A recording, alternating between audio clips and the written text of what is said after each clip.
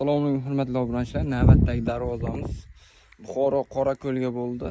Tarafxonda darvozamizni tayyorlab berganmiz. Uстановка jarayonini tugatdik. Xudo xolasa tanishtirib o'tsak, 10 gon brus bo'lgan, taglari обязательно shivellarda 30 cm dan nalchkalarni qilib berganmiz.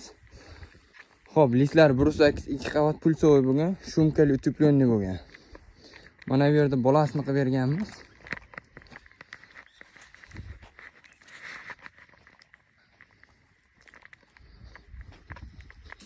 Xudo xolasa zubr zamoklarni qo'yib berib, orqa taraf qanday deganlar uchun orqa taraf tekis holatda bo'ladi.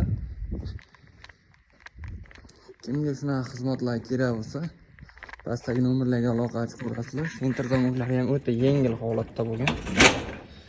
Yengil ochilib bo'laveradi. Egalari ham qiynalishmaydi, xudo xolasa. Chiroyli qilib ishlayni bitirib beramiz.